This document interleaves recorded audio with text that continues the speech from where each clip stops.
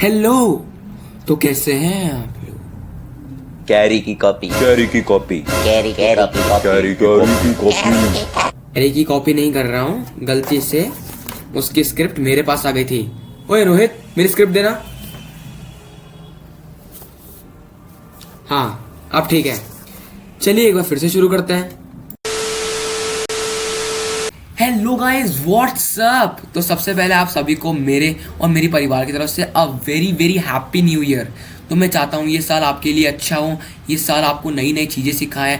आपके जो पिछले साल आपने गोल्स, पिछले साल देखे थे वो सारे गोल्स अब अचीव हों। पिछले साल तो आपको पता ही है क्या हुआ था, सबको पता है। अच्छा पूछ। जाओ अब इस साल कुछ नया और कुछ इंटरेस्टिंग स्टार्ट करो। जैसे पिछले साल मैंने किया था एक यूट्यूब चैनल खोल के, जिसमें मैं अब कंटेंट पोस्ट करता हूँ। हाँ वो 2-3 महीने में एक बार करता था ना। तो इस साल भी आप कुछ ऐसा करिए जो आपको कुछ नया इनोवेटिव दे, आपको कुछ नई चीज़ें बताए। तो इस साल मेरे लिए भी अच्छा हो, क्योंकि इस साल 12th है मेरी। तो समझ रहे हो ना? समझ रहे हो ना? हाँ, तो सबसे पहले मैं यही कहना चाहूँगा कि सब्सक्राइब टू अक्षरदेव। सभी बोलते हैं तो मैंने भी सोचा मैं भी बोल देता हूँ। ओके। आई होप आप लोग सारे अच्छे हैं और अपने घर में बैठ के सर्दी का मौज ले रहे हैं। सर्दी वैसे थोड़ी ज़्यादा है, पर मौज लेने में क्या जा रहा है।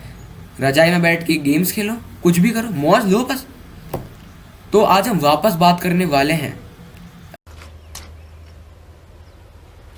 Wait a minute. Who are you? Sorry introduction देना भूल गया।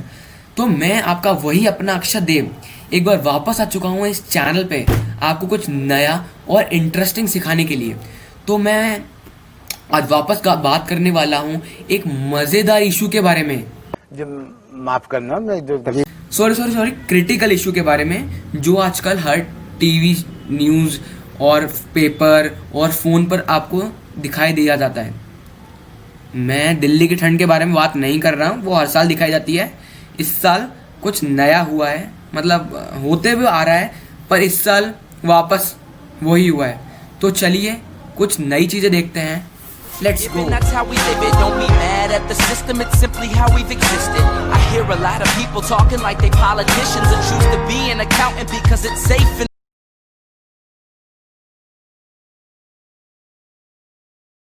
And आई नो कि तुमने इस इशू पर 100 से ज़्यादा वीडियोस देखी हुई हैं, पर बिलीव मी, इस वीडियो को देखने के बाद तुम्हें उन 100 वीडियोस भूल जाओगे और सिर्फ ये वीडियो याद रखोगे।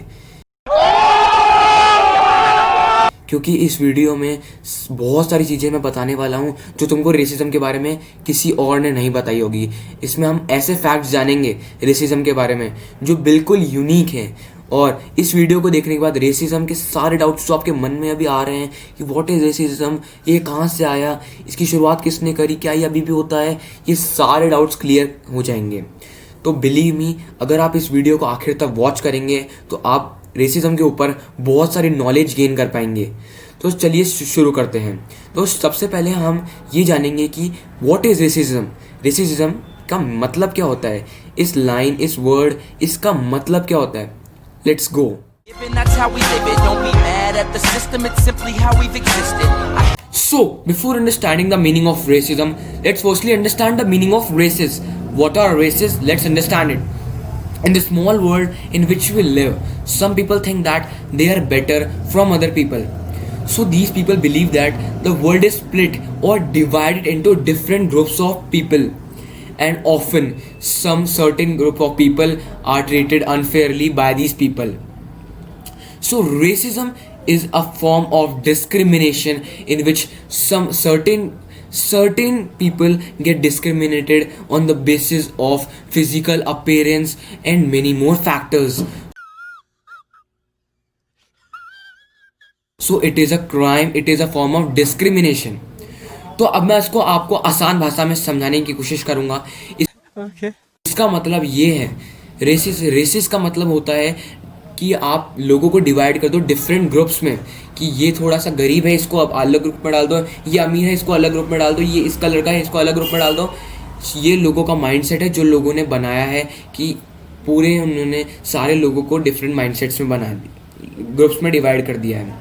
सो ये एक तरीके का क्राइम है और इसके अंदर सर्टेन पीपल या कुछ पीपल को ऑफन डिस्क्रिमिनेट किया जाता है उनके कलर की वजह से, उनके रिलीजन की वजह से, उनके फिजिकल अपीयरेंस की वजह से और मेनी मोर फैक्टर्स की वजह से। तो ये रेसिज्म की एक बेसिक डेफिनेशन है और आगे हम और बात करेंगे इसके बारे में। तो चलिए और चीज़ें देखते हैं रेसिज्म के बारे में।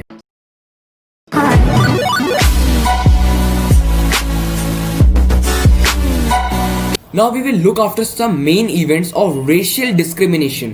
वैसे तो बहुत सारे इवेंट्स हैं हिस्ट्री में रेशियल डिस्क्रिमिनेशन के ऊपर, पर हम सिर्फ 4 के बारे में बात करने वाले हैं मेनली। सो उसके बारे में हम ब्रीफ डिस्क्रिप्शन देंगे, नहीं तो अगर हम पढ़ा चढ़ा के बात करेंगे तो वीडियो 1-2 घंटे की बन जाएगी। पहला हमारा इवेंट है स्लेव ट्रेड। स्लेव ट्रेड एक ऐसी ट्रेड थी जिसके अंदर इनोसेंट अफ्रीकन्स को या उनके कंट्री से इंपोर्ट करके अलग अलग कंट्रीज़ में काम करने के लिए बुलाया जाता था। उनको पैसों के लालच में बुलाया जाता था और वो वहाँ पर जाते थे और उनको प्रॉपर कोई फैसिलिटीज़ नहीं मिलती थी, उनको फुल डिस्क्रिमिनेशन होता था उनके साथ और ऐसी बहुत सारी चीज़ें थी। हमारी दूसरी चीज़ है जो वर्ल्ड वॉर 2 में हुई थी, नाजीज़ लोगों ने करी थी जूइश लोगों के साथ। उन्होंने भी उनको फुल डिस्क्रिमिनेट किया था, उनके बोला था कि आप यहाँ नहीं रह सकते, आप ये काम नहीं कर सकते, आप यहाँ पैदा नहीं हो सकते, अगर आप पैदा हुए तो हम आपको मार देंगे। ऐसे ऐसे उनके रूल्स थे। हमारा थर्ड और जो सबसे मेन इवेंट है वो है the apartheid system. Apartheid system एक वाइट गवर्नमेंट के द्वारा बनाया गया था जिसके अंदर ब्लैक पीपल्स के ऊपर बहुत सारे रिस्ट्रिक्शंस थे कि वो जहाँ पर वाइट पीपल रह रहे हैं उनके साथ नहीं रह सकते, उनके साथ पार्टीज़ नहीं कर सकते, उनके पब्लिक टॉयलेट्स भी यूज़ नहीं कर सकते, ये भी सोच लीजिए आप, उनके बीचेस यूज़ नहीं कर सकते। ऐसे बहुत सारे रूल्स थे, रेगुलेशंस थे जो वो मना करते थे। और हमारा फोर्थ है सिविल राइट मूवमेंट जो यूएसए में हुआ था और इसके लिए main stand Martin Luther king को दिया जाता है क्योंकि इन्होंने 1958 से 1968 तक एक फुल सपोर्ट दिया था इस सिविल राइट मूवमेंट्स में और इन्होंने ब्लैक अमेरिकन्स को सपोर्ट गेन किया था, जिससे ये सिविल राइट मूवमेंट था जिसके अंदर ब्लैक अमेरिकन्स को सपोर्ट मिल सके, उनको अपने राइट्स गेन करने के लिए मिल सकें जो उनको नहीं मिल पा रहे थे। तो इसके इन 4 इंसिडेंट्स के बाद बहुत सारे इंसिडेंट्स ऐसे हुए हैं पर वो अभी हम यहाँ डिस्कस नहीं कर सकते क्योंकि वीडियो बहुत लंबी हो जाएगी। तो अब हम आगे बढ़ते हैं और इसके बारे में जानते हैं।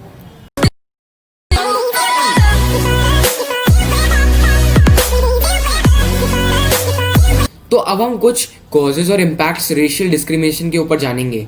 तो हमारा सबसे पहला कॉज है सेल्फ इंटरेस्ट। यूरोपियंस अफ्रीकन्स को उनके कंट्री से इंपोर्ट कराते थे और उनको अपने कंट्री में काम कराते थे जिनसे उनका फ़ायदा हो, उनके कल्चर और उनका इकोनॉमी ऊपर बढ़े और वो लोग फ़ायदा उठा पाए। तो ये उनका एक सेल्फ इंटरेस्ट था और ये एक बहुत बड़ा कॉज था रेशियल डिस्क्रिमिनेशन का, क्योंकि वो लोग उनको बिना कोई फैसिलिटीज़ प्रोवाइड नहीं करते थे, कोई शेल्टर नहीं देते थे, कोई फूड कुछ नहीं देते थे।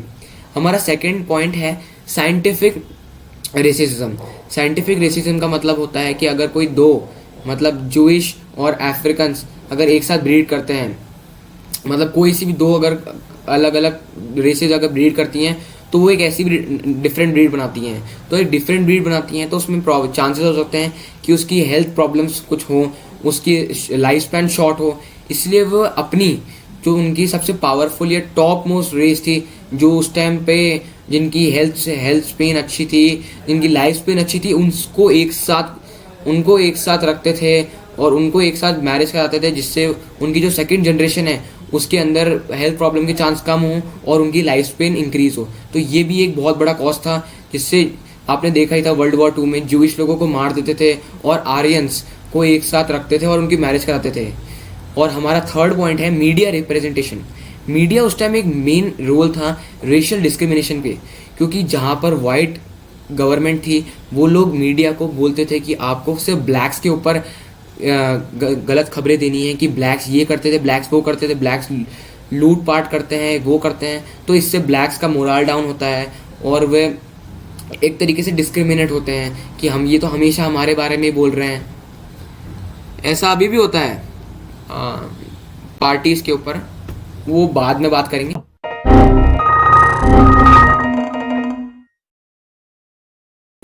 अब हम बात करेंगे क्विक जजमेंट्स के ऊपर। क्विक जजमेंट मतलब होता है आप किसी को मोटा, पतला, छोटा, काला कैसे भी बोलते हो, तो ये बहुत गलत बात है। इससे दूसरे की कॉन्फिडेंस और उसका अंडरस्टैंडिंग डाउन होती है और वो थोड़ा परेशान होता है, नर्वस हो जाता है, इसलिए उसको इम्पैक्ट्स आते हैं, उसको स्ट्रेस होता है, उसको सुसाइडल थॉट्स आते हैं, ऐसे बहुत सारी चीज़ें होती हैं।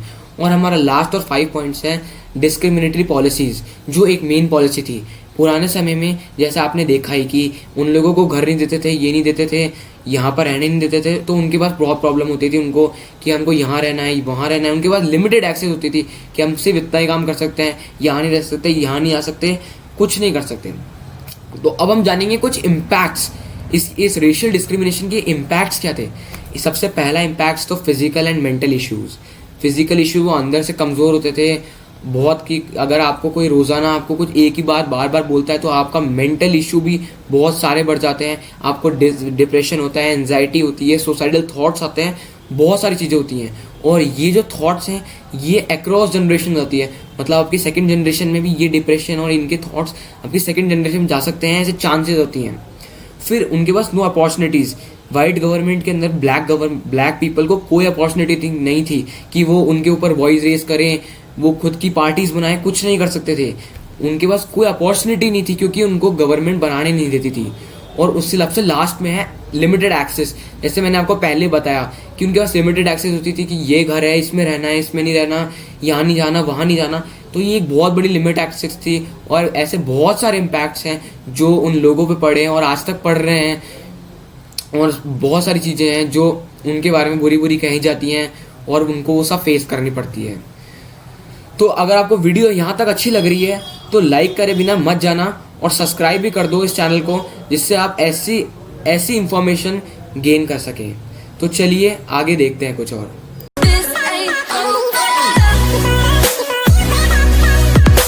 So now we will look into that why Indians and the rest of the world people are obsessed with only light color or fair colored skin. So almost for centuries the obsession of fairness has been there and the prejudice against the dark colored skin has been there. So it is pretty obvious that Indians are obsessed with only fair colored skin. Over and over again, our television screens, magazines, and our Facebook feeds are bombarded with ads telling us that if we don't have a fair skin, we will have a shitty, loveless, and unsuccessful life. This obsession is a subliminal condition over decades.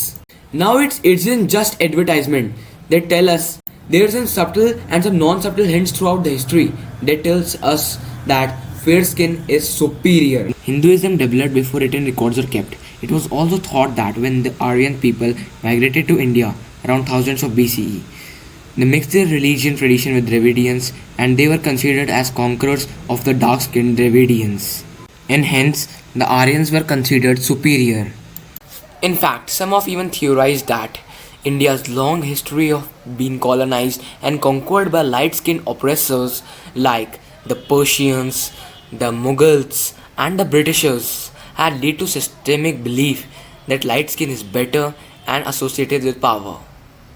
It rings true in the caste system as well. Historically, the people with more power and privilege were more light skinned than those of lower caste. It is because the lower caste people worked as physical laborers and spent their whole day working under the hot burning sun, and while those of higher caste remain indoors. It was around the 18th century that Europeans began insisting that skin color was an indicator of moral and intellectual qualities. There is a long way to go before India ended its obsession with fair colored skin. Now we will see some more facts about racism. So please stay tuned until the last of the video. There will be some amazing and good facts about racism. Let's go.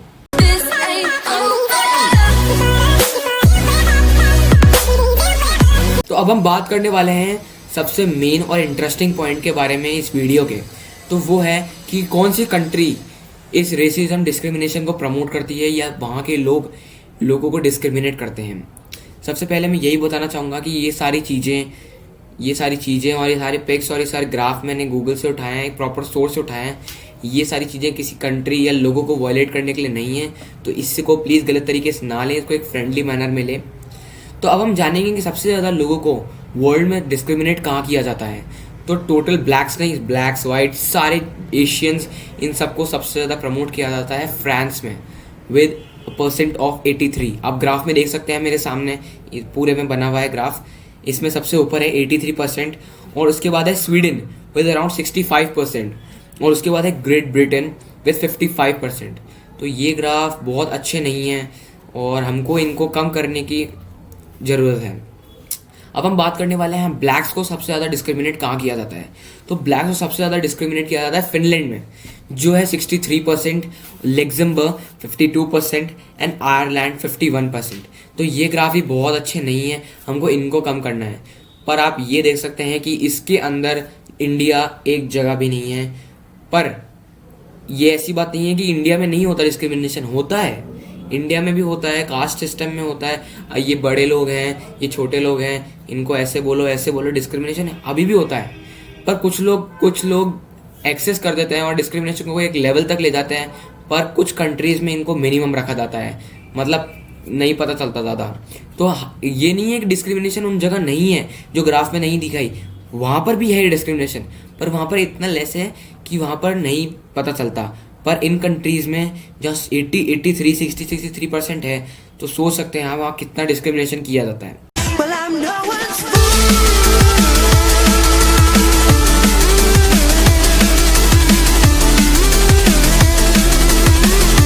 तो अब हम हमारे final point के ऊपर बात करने वाले हैं जो है रेसिज्म एंड प्रोफेशन।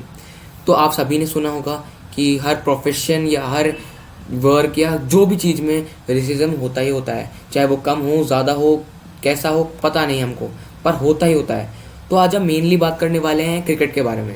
आप सभी को पता है इंडिया वर्सेस ऑस्ट्रेलिया की टेस्ट सीरीज़ चल रही है और उसके अंदर 3rd टेस्ट के अंदर 4th डे में ऑस्ट्रेलिया के सपोर्टर्स ने रेशियली अब्यूज़ किया इंडिया के 2 fast bowler Mohammed Siraj and Jasprit Bumrah. तो उन दोनों ने कंप्लेन करी अंपायर को और फिर पुलिस ने उनका सपोर्ट दिखाया और the 7 people were ejected out from the cricket ground. तो ये एक बहुत बुरी चीज़ है रेसिज्म के ऊपर। यहाँ पर हमारी पूरा वर्ल्ड स्टॉप करने में लगा है रेसिज्म, लोग नारे लगा रहे हैं प्लीज़ नो टू रेसिज्म। आपको अभी पता ही होगा थोड़े 2-3-4 महीने पहले वो जॉर्ज फ्लॉयड का केस हुआ था, उसके अंदर ब्लैक लाइव्स मैटर की कितनी ऊपर चर्चा हुई थी। तो उसके बाद हमें को लगा था कि सब कुछ बदल जाएगा, पर ये लोग बदलने वाले कहाँ हैं। इस पर खूब सारे यूट्यूबर्स ने अपनी चॉइस दी थी कि प्लीज़ नो टू रेसिज्म, पर कोई मानने वाला नहीं है। ऐसे बहुत सारे क्रिकेटर, शोएब अख्तर, रविचंद्रन अश्विन, विराट कोहली, इन्होंने भी अपने पॉइंट्स ऑफ व्यू रखे थे कि रेसिज्म नहीं होना चाहिए स्पोर्ट्स क्रिकेट में, पर लोग मानते नहीं हैं। और ऑस्ट्रेलिया, ऐसा पहली बार नहीं हुआ है कि ऑस्ट्रेलिया में ऐसा हुआ है, ये बहुत पहले से होता हुआ आ रहा है। और ऑस्ट्रेलिया सबसे टॉक्सिक ग्राउंड है, ये बहुत सारे क्रिकेटर्स ने अपने मुंह से बोला है कि वहाँ वो लोग जब भी जाते हैं वो रेशियली अब्यूज होते हैं, अब किए जाते हैं ऑस्ट्रेलिया स्पेक्टेटर से। और उसके बाद आता है बांग्लादेश। आज तक वहाँ पर भी ऐसे लोग बोलते हैं, पर आज तक वहाँ पर ऐसा केस नहीं हुआ है। पर ऑस्ट्रेलिया में बहुत सारी चीज़ें हैं जो उनके स्पेक्टेटर्स को बदलनी होगी, उनकी सोच बदलनी होगी। वो हमेशा एशियन को लेकर, उनके कलर को लेकर उनको डिस्क्रिमिनेट करते हैं और उनके बारे में बुरा बुला कहते हैं। तो अब मैं आपसे विदा लेना चाहूँगा इस वीडियो में। आपको अगर वीडियो अच्छी लगी तो लाइक करना, और अगर आपको चैनल लॉजिकल या अच्छा लगा तो उसको सब्सक्राइब भी कर देना। और मिलते हैं अगले नेक्स्ट वीडियो में। Thanks for watching, bye guys.